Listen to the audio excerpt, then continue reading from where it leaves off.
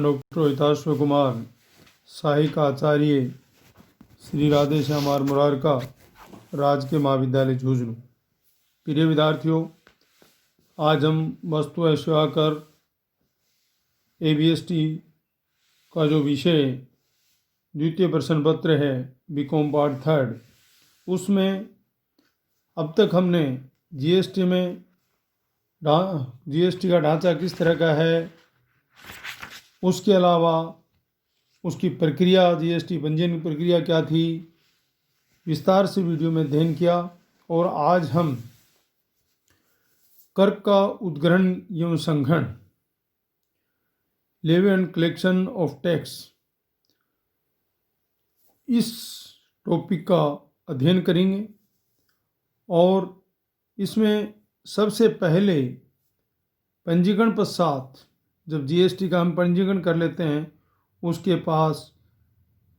बाद कर का उद्ग्रहण एवं संग्रहण, levy and collection of tax, कर के उद्ग्रहण और संग्रहण को जीएसटी अधिनियम के अध्याय 3 की धारा 7 से 11 तक समझाया गया है।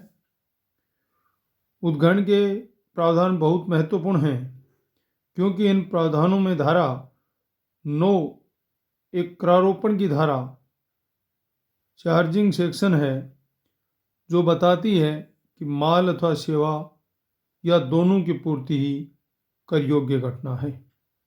हम ये कहें कि जीएसटी के अंतर्गत माल अथवा सेवा दोनों सम्मिलित हैं, या माल पे जीएसटी है तो माल के लिए जीएसटी कर टैक्स लगेगा, सेवा से संबंधित जो व्यवसाय या संस्था हैं जो सेवा देती हैं तो उससे जो आय है उस पर सेवा की जो इनकम होगी उस पर जीएसटी लगेगा, अथवा दोनों की जो पूर्ति करता हो उसको पूर्ति कर योग्य घटना है उस पर हम टैक्स लगाएंगे।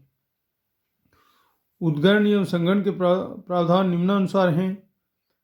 पहला है पूर्ति की विषय वस्तु, कंटेंट ऑफ सप्लाई, पूर्ति की विषय वस्तु, ये धारा 7 के अंतर्गत है। दूसरा है प्रावधान संयुक्त और मिश्रित पूर्ति पर कर का दायित्व, ये धारा 8 के अंतर्गत है। उद्ग्रहण व संग्रहण, चार्जिंग सेक्शन, धारा 9 के अंतर्गत है। और कंपोजिशन लेवी, सम्मिश्रण योजना, धारा 10 के अंतर्गत है। कर से छूट देने की जो शक्ति है वो धारा 11 के अंतर्गत है। इस प्रकार से कर के उद्ग्रहण व संग्रहण का प्रयोग 2 अर्थों में किया जाता है। व्यापक रूप से देखें तो CGST अधिनियम के अध्याय 3 में वर्णित उपरोक्त जो धारा 7 से 11 तक के सभी प्रावधान उद्ग्रहण व संग्रहण में आते हैं, परंतु यदि संकीर्ण अर्थ में देखें तो उद्ग्रहण व संग्रहण केवल धारा 9 के प्रावधान आते हैं।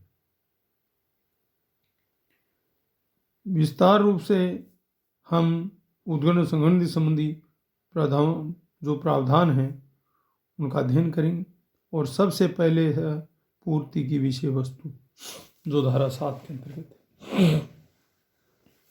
पूर्ति में सम्मिलित लेन देन, पूर्ति में कौन कौन से लेन देन सम्मिलित होते हैं, इस अधिनियम के प्रयोजनों के लिए धारा 7 में पूर्ति पद में निम्नलिखित चीज़ें हैं वो सम्मिलित होंगी। उसमें पहला है किसी व्यक्ति द्वारा कारोबार के दौरान या उसे अग्रसर करने में किसी प्रतिफल के लिए किया गया या फिर किए जाने के लिए अनुबंध के अनुसार विक्रय हस्तांतरण, वस्तु विनिमय या विनिमय लाइसेंस, किराया, पट्टा या निष्पादन जैसे माल या सेवाओं या दोनों की पूर्ति के सभी प्रारूप। दूसरा, इसमें किसी प्रतिफल के लिए सेवाओं का आयात, चाहे वह कारोबार के दौरान या उसे अग्रसर करने के लिए हो या नहीं।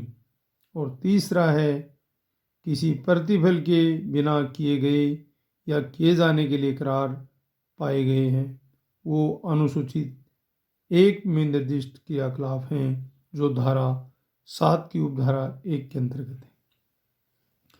7 की उपधारा 1 के अंतर्गत निहित हैं। तत्पश्चात हम धारा 7(1) की ए, जो 7 की उपधारा A(1) है, 1(a) की बात करें तो यदि कोई क्रिया अथवा लेन देन धारा 7(1) में वर्णित प्रावधानों के अनुसार पूर्ति मानी जाती है तो केवल उसे ही अनुसूची 2 के अनुसार माल की पूर्ति अथवा सेवा की पूर्ति मानेंगे, और ये धारा 7 की धारा उपधारा जो 1(a) के अंतर्गत है। इसके बाद संशोधन की विवेचना, यदि इसमें किसी प्रकार का कोई संशोधन है तो उसके बारे में भी चर्चा करें। और उसमें इसमें कुछ लेन देन इस प्रकार के होते हैं कि वे अनुसूची 2 के अनुसार माल अथवा सेवा की पूर्ति माने जाते हैं, परंतु धारा 7(a), b अथवा c की जो हमने ऊपर पढ़ा था उसके अनुसार पूर्ति नहीं माने जाते। जो धारा 7 की पूर्ति में सम्मिलित लेन देन की बात थी A, B और C, उसके अनुसार पूर्ति नहीं माने जाते। अतः उपरोक्त संशोधन का यह प्रभाव होगा कि कुछ कार्यकलापों जो एक्टिविटीज़ हैं को केवल अनुसूची 2 में पूर्ति मानने से कोई लेन देन पूर्ति नहीं माना जाएगा, उसे पूर्ति तभी मानेंगे जब वह धारा 7 के अनुसार भी पूर्ति माना जाए। अर्थात हम ये कहें कि धारा 7 के अंतर्गत ही यदि वो पूर्ति योग्य है तो जो लेन देन है तो ही उसको पूर्ति माना जाएगा। इसके बाद पूर्ति की विषय वस्तु में दूसरा बिंदु है लेन देन जिन्हें माल और सेवा की पूर्ति न माना जाए। किसको नहीं माना जाए उसका इसमें विवरण है। उपधारा 1 में अंतर्विष्ट है किसी बात के होते हुए भी। नंबर 1 अनुसूची 3 में निर्दिष्ट क्रियाकलापों या व्यवहारों को उसको सम्मिलित नहीं करते।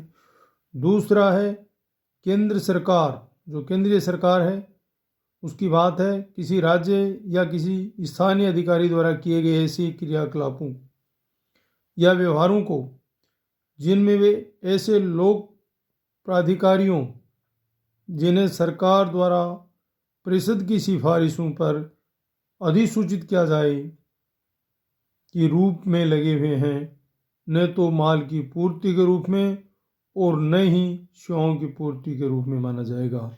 ये धारा 7 की उपधारा 2 के अंतर्गत। अब हम तीसरा बिंदु इसमें है माल को सेवा को माल की पूर्ति मानना। माल को सेवा की, जो माल है हमारा उसको सेवा की तथा सेवा को माल की पूर्ति मानना। ये धारा 7(1), धारा 7(1) की उपधारा 1(a) और 7 की उपधारा 2 के अधीन रखते हुए सरकार या परिषद की सिफारिशों पर अधिसूचना द्वारा ऐसे व्यवहारों को निर्दिष्ट कर ले सकेगी जिन्हें नंबर 1 माल की पूर्ति के रूप में न कि सेवाओं की पूर्ति के रूप में, उसकी माल की पूर्ति के रूप में मानेंगे, सेवा की पूर्ति के रूप में नहीं। या दूसरा सेवाओं की पूर्ति के रूप में न कि माल की पूर्ति के रूप में माना जाएगा। ये धारा 7 की उपधारा 3 के अंतर्गत है। इस प्रकार से हम कह सकते हैं कि इसका जो विस्तार से अध्ययन है इन बिंदुओं का वो आगे के अध्याय में करेंगे। अब दूसरा इसका जो बिंदु था मैं संयुक्त व मिश्रित पूर्ति। संयुक्त एवं मिश्रित पूर्ति कर निर्धारण में इनका विशेष महत्व है। इनमें संबंधित प्रावधान धारा 8 में दिए गए हैं जो निम्नानुसार हैं। संयुक्त और मिश्रित पूर्ति पर कर का दायित्व है। अब हम संयुक्त और मिश्रित पूर्ति पर कर का दायित्व कैसे निर्धारण करेंगे। इसके लिए किसी संयुक्त या मिश्रित पूर्ति कर के दायित्व का निर्धारण निम्न रीति से किया जाएगा। पहला है संयुक्त पूर्ति और दूसरा होगा मिश्रित पूर्ति। तो संयुक्त पूर्ति दो या अधिक पूर्तियों को समाविष्ट करके की गई किसी संयुक्त पूर्ति को जिसमें से एक मुख्य पूर्ति है, तो ऐसी संयुक्त पूर्ति को मुख्य पूर्ति के रूप में माना जाएगा। ये धारा 8(1) के अंतर्गत। कर की दर है वो संयुक्त पूर्ति के कुल मूल्य पर उसी दर से कर लगेगा जो मुख्य पूर्ति पर लागू होती है। दूसरा था मिश्रित पूर्ति। दो या अधिक पूर्तियों को समाविष्ट करके की गई मिश्रित पूर्ति को उस विशिष्ट मद की पूर्ति के रूप में माना जाएगा जिसकी कर की दर उच्चतम है। ये धारा 8(b) के अंतर्गत है। कर की दर कैसे? कर की दर मिश्रित पूर्ति की विभिन्न वस्तुओं में से जिस वस्तु पर कर की दर सबसे अधिक होगी उसी दर से पूरी मिश्रित पूर्ति के मूल्य पर कर लगेगा। अर्थात संयुक्त और मिश्रित पूर्ति के प्रावधानों का विस्तृत जो विवरण है वो हम अध्याय आगे 7 है उसमें विस्तार से अध्ययन करेंगे। इसमें तीसरा जो बिंदु था इसमें कर का उद्गण व संग्रहण में, उसमें महत्वपूर्ण इसे जो टॉपिक है कर का उद्ग्रहण एवं संग्रहण इसका ही है। Levy and collection of tax, उद्गण और संग्रहण। इसमें सबसे पहले का है करारोपण की धारा, चार्जिंग सेक्शन, और इसमें उपधारा 2 के अधीन रहते हुए मानवीय उपभोग के लिए मदपान की पूर्ति को छोड़कर माल या सेवा या दोनों के सभी अंतर्राज्यीय पूर्ति पर धारा 15 के अधीन निर्धारित मूल्य ऐसी दरों पर जो 20% से अधिक न हो, जो सरकार द्वारा परिषद की सिफारिश पर अधिसूचित की जाए, केंद्रीय माल और सेवा कर नामक कर का ऐसी रीति से जो विहित की जाए, उद्गण और संग्रहण किया जाएगा और जो कर योग्य व्यक्ति द्वारा भुगतान किया जाएगा। ये धारा 9 की उपधारा 1 के अंतर्गत है। अर्थात हम ये कहें कि अधिनियम के अधिकतम 20% की दर का उल्लेख है, परंतु सरकार ने परिषद की सिफारिश पर अधिकतम 28% की दर भी तय की है। दूसरा, उद्गण और संग्रहण में जो बिंदु है वह कच्चे तेल, पेट्रोल, डीजल, गैस पर अभी तक कर नहीं है। जीएसटी के दायरे से इसको बाहर रखा गया है, चाहे वो कच्चा तेल हो, पेट्रोल हो, डीजल हो, गैस हो। इसको still no tax on a petroleum, crude, high speed diesel, petrol and natural gas, इनको कर के दायरे जीएसटी से बाहर रखा गया है। और ये धारा 9 की उपधारा 2 के अंतर्गत परिभाषित है। अर्थात ये कहें कि अपरिष्कृत petroleum, high speed diesel, motor spirit जिसे आमतौर पर पेट्रोल कहा जाता है, प्राकृतिक गैस और विमान टरबाइन इंजन की पूर्ति पर केंद्रीय कर का उद्ग्रहण उस तारीख से किया जाएगा जो सरकार द्वारा परिषद की सिफारिशों पर अधिसूचित की जाए। तीसरा, इसका उद्ग्रहण और संग्रहण का मुख्य बिंदु घोषित पूर्ति पर विपरीत कर। घोषित पूर्ति पर विपरीत कर। सरकार परिषद की सिफारिश पर अधिसूचना द्वारा माल या सेवा या दोनों की पूर्ति के ऐसे वर्ग तय कर सकेगी जिस पर कर का भुगतान ऐसे माल या सेवाओं या दोनों के प्राप्तिकर्ता द्वारा विपरीत प्रभार के आधार पर किया जाएगा। और इस अधिनियम के सभी उपबंध ऐसे प्राप्तिकर्ता पर इस प्रकार लागू होंगे मानो वह ऐसा व्यक्ति है जो ऐसे माल या सेवा या दोनों पूर्तियों के संबंध में कर का भुगतान का दायी है। ये धारा 3 की उपधारा 3 के अंतर्गत है। हम धारा 9 की उपधारा 4 अपंजीकृत व्यक्ति से प्राप्त पूर्ति पर विपरीत कर किसी ऐसे पूर्तिकर्ता द्वारा जो अपंजीकृत है, हमने अपंजीकृत की बात की है कि अपंजीकृत व्यक्ति से प्राप्त पूर्ति पर विपरीत कर, जो कोई व्यक्ति ऐसे व्यक्ति जो पूर्तिकर्ता द्वारा जो अपंजीकृत है, जो पंजीकृत नहीं है, किसी पंजीकृत व्यक्ति को विशिष्ट श्रेणी के माल या सेवाओं की पूर्ति करने पर जिसकी घोषणा सरकार द्वारा परिषद की अनुशंसा पर की जाएगी,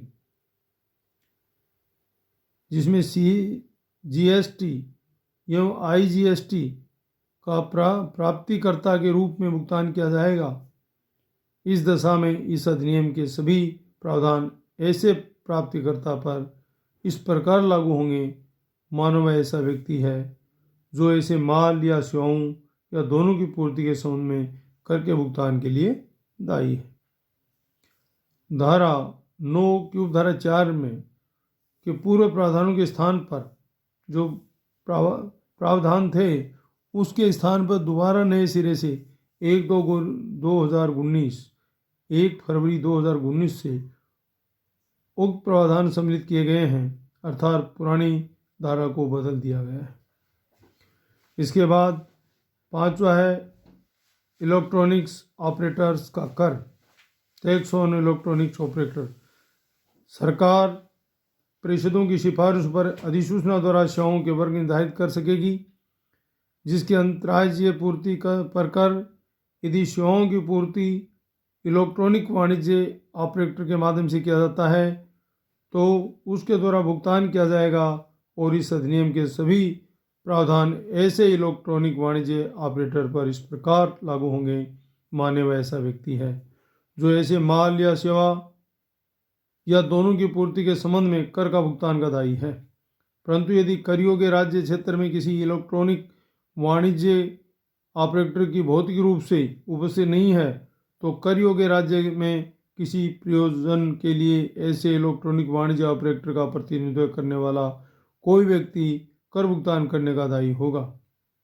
परंतु यह और कि कर योग्य राज्य क्षेत्र में किसी इलेक्ट्रॉनिक वाणिज्य ऑपरेटर की भौतिक रूप से उपस्थिति नहीं है और उक्त राज्य क्षेत्र में उसका कोई प्रतिनिधि भी नहीं है, वहाँ ऐसा इलेक्ट्रॉनिक ऑपरेटर कर भुगतान के प्रयोजन के लिए कर योग्य राज्य क्षेत्र में किसी व्यक्ति को नियुक्त करेगा अथवा ऐसे व्यक्ति कर का भुगतान करने का दायी होगा।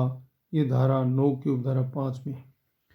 इसमें कर संशोधन, इस संबंध में प्रावधान किया गया है कि धारा 24 में केवल उन इलेक्ट्रॉनिक ऑपरेटरों को अपना पंजीकरण कराना होगा जो ग्राहक को की गई पूर्ति पर उद्गम स्थान पर कर का संग्रहण करते हैं। और इसके बाद है सम्मिश्रण योजना, ऐसे सभी व्यक्तियों के लिए जिसका आवर्त न्यूनतम करमुक्त सीमा से अधिक है परंतु 1.5 करोड़ विशेष राज्यों के लिए 75 लाख है से अधिक नहीं है के लिए धारा 10 में एक अलग कर योजना यानी सम्मिश्रण योजना लागू की गई है जिसमें एक व्यक्ति अपने कुल आवर्त का 1% और होटल की दशा में 5% कर चुकाकर जीएसटी के जरिए प्रावधानों से मुक्त हो सकता है।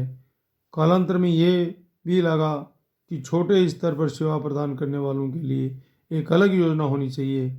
इसको ध्यान में रखते हुए धारा 10 उपधारा 2A में 50 लाख रुपए की सेवा प्रदान करने वाले के लिए सरलीकरण योजना भी लागू की गई। इस प्रकार सभी प्रावधान का इस अधिनियम में धारा 10 एवं धारा 10 की उपधारा 2 में वर्णित है और इसका अध्ययन हमने किया। और कर से छूट देने की शक्ति, सीजीएसटी अधिनियम की धारा 11 एवं आईजीएसटी अधिनियम की धारा 6 के अनुसार सरकार के अधिकार दिया गया है कि वह किसी भी माल अथवा सेवा की पूर्ति को कर से मुक्त कर सकती है। सीजीएसटी एवं आईजीएसटी के प्रावधानों में परस्पर विरोध न हो जाए इसलिए दोनों अधिनियमों में इस संबंध में वर्णित प्रावधान अक्सर से एक जैसे हैं। यहाँ केवल सीजीएसटी के वर्णित प्रावधान दिए जा रहे हैं, वैसे ही जैसे सीजीएसटी के वैसे जीएसटी के प्रावधान हैं। पहला जो धारा 11 की उपधारा 1 के अंतर्गत है वो अधिघोषणा द्वारा समान रूप से कर मुक्त। दूसरा है धारा 11 की उपधारा 2 विशेष आदेश से अपवादजनक स्थिति में कर मुक्त। और धारा 11 की उपधारा 3 में अधिघोषणा या विशेष आदेश में 1 वर्ष की अवधि की स्पष्टीकरण जोड़ सकेगी। इस प्रकार हम स्पष्टीकरण के तौर पे कह सकते हैं कि इस धारा के प्रयोजनों के लिए जहाँ किसी माल एवं सेवा या दोनों के संबंध में उस पर उद्ग्रहणीय संपूर्ण कर से उसके किसी भाग से पूर्ण रूप से छूट दी गई है, वहाँ ऐसे माल या सेवाओं का या दोनों को प्रदाय करने वाला पंजीकृत व्यक्ति ऐसे माल सेवाओं या दोनों की पूर्ति पर प्रभावी दर से अधिक कर का संग्रह नहीं करेगा। और ये धारा 11 की उपधारा 3 के अंदर निहित है। इस प्रकार से हमने वस्तु एवं सेवा कर जो विषय है इसमें हमने कर का उद्ग्रहण एवं संग्रहण के बारे में विस्तार से अध्ययन किया। इसमें जो प्रावधान थे पूर्ति की विषय वस्तु धारा 7, संयुक्त और मिश्रित पूर्ति पर कर का दायित्व धारा 8, उद्ग्रहण एवं संग्रहण धारा 9, कंपोजिशन लेवी या सम्मिश्रण योजना धारा 10 और कर से छूट देने की शक्ति धारा 11 इनका विस्तार से अध्ययन किया है। धन्यवाद।